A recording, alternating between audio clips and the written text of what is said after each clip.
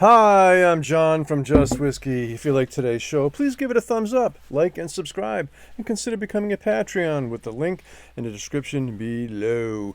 Remember, folks, it's Just Whiskey, and today we're going to be talking about and reviewing the newest Ardbeg Committee release called Eureka.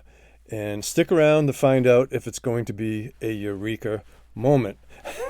And after I do the review of this, I'm going to talk a little bit about the Ardbeg Ano, because they both have a PX sherry influence, contribution in each one of these. So I thought it would be a pretty good comparison. So far, I've only seen 3 reviews of the Ardbeg Eureka Committee release. They're all UK releases, and each of the 3 received a free bottle sent from Ardbeg as a free sample, free bottle for them to review. I bought this with my own money here in the United States. It just came out last week, and it retails between $90 and $100. Limited, we don't know how many bottles. The ABV on this is 52.2% ABV, non-chill filtered, says it right in the bottle. Doesn't mention anything about coloring.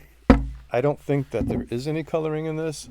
And what's interesting, the bottling code on this is 10/1/2024.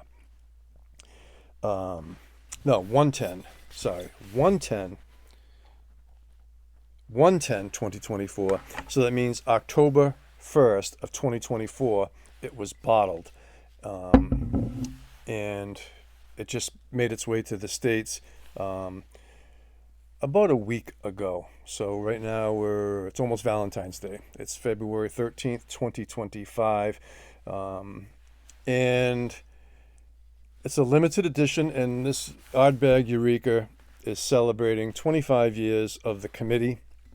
And supposedly they gathered some committee members to go to the Ardbeg distillery, and they tasted many cask samples or combinations thereof, and they came to a consensus that this is what they wanted to present as the 25th anniversary.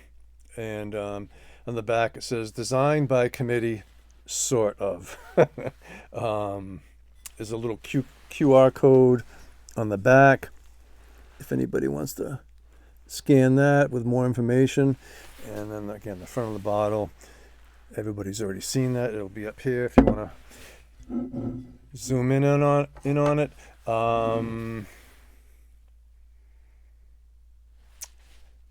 So the makeup of this is XPX sherry casks and malted roasted malt Exbourbon. Okay, so I'm not really picking up on that roasted malt would be like a coffee chocolate kind of a thing. Not really picking up a lot on that, although there is a little bit of cocoa. And again, I'll be in the Ano, in case I forget to do the specs on that. The Ano comes in at 46.6% ABV. Both of these non-age dated, and the Anoa is a mix of Exbourbon, a vatting of Exbourbon, PX, and recharred oak in the Anoa. The Anoa, you can find it in my area for around $62. You can still find the Ugadale for about $80, and the Corey Reckon is getting closer to $100 now. All right, so we're going to get into the review of the Ardbeg Eureka, and then I'll talk a little bit and compare it to the Anoa, but I'll review and score this first. And I'll be talking a little bit about this as we go along. So right off the bat, and I am going to just do a quick, the nose on the Anoa is instantaneously, you're going to recognize it as Ardbeg, and I'll get into that later.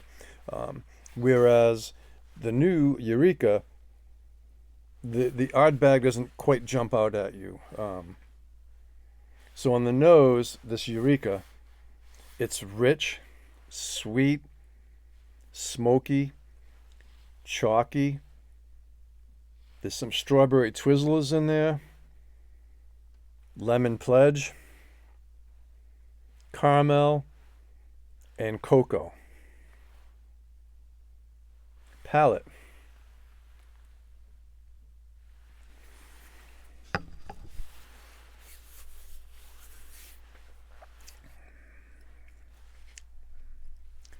It's sweet, a bit on the lighter side, even at 52.2. This drink's more in line with 46 to 48%. Quite smooth. It's sweet, it's light. You're getting mint, candied cigarette, campfire. There's a nuttiness, and then there's an oak spice. The PX, there is some PX notes. They kind of dance around and play in the background. And then the finish, I would say, is medium plus to long. And then it just kind of slides into a cinnamon red hot candy.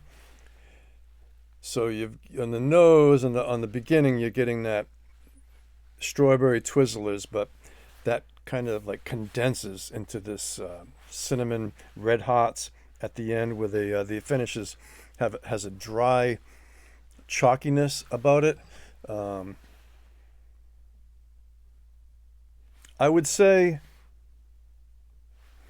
that the Eureka is more refined, a little more complex than the Anoa.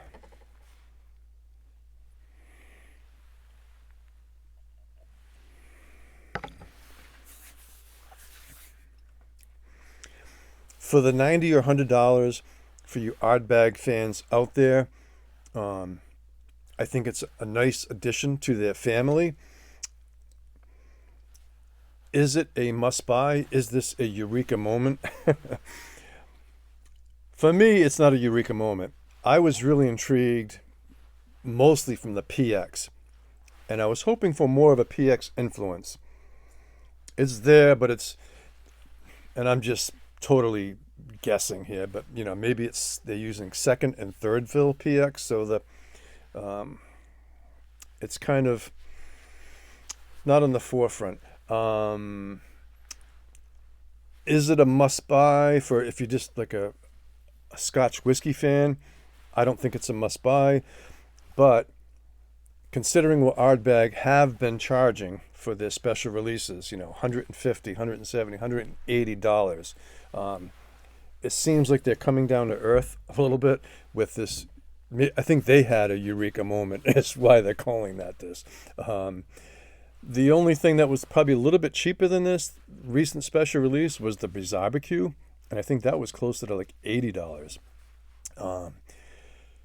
So I think they kind of get the threshold. Like if they can get something at or around $100 or a little bit less than $100, I think more people are willing to kind of accept what they want to offer, accept something as a little something different, and experiment. And so for that price point, I'm not disappointed in it, because I didn't have, if I paid $150 for this, I would be, to me, this is not a $150 bottle. So I would be disappointed. All right, without taking price into it at all, score-wise, I'd say this is very good. 7 out of 10. Okay. Yeah. If you can find it, if you're an Ardbeg fan, if you want to try something a little bit different, it's probably closer to the Ugadal than the Anoa is, even though the Ugadal is ex-Oloroso sherry, whereas the Anoa is has some XPX in there. Okay, now to the Anoa real quick. I reviewed an Anoa before, no pun intended.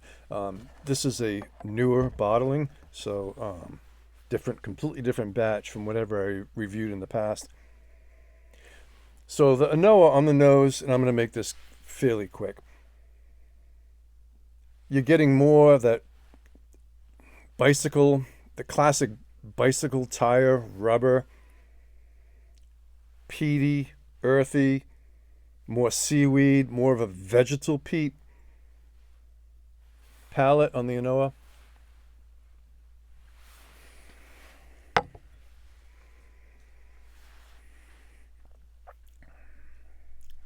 It is lighter.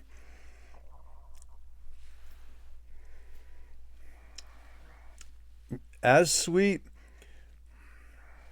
more pepperiness, more pepperiness in the Anoa. Less of the cinnamon, more peppery kind of a thing to it. Again, the chalky cigarettes, candy cigarettes are there. The finish is shorter on the Anoa. The finish, I would say, is more of a medium, softer medium to medium plus. And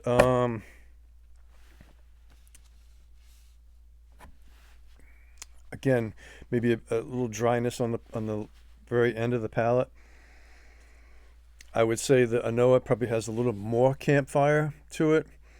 A little more campfire, a little more ash at the very, very, very end. So the Anoa, I'll give a solid 6 out of 10, which is good. Again, you're talking $62 to $90 to $100 over here for the new Eureka. I think that about covers it. If you enjoyed today's review, consider becoming a Patreon with the link in the description below. And thanks to the Patreons that I do have, who have access to exclusive reviews. I have over 60 laid-back reviews in the archives for the Patreon members. So hats off to you all, folks, and take care.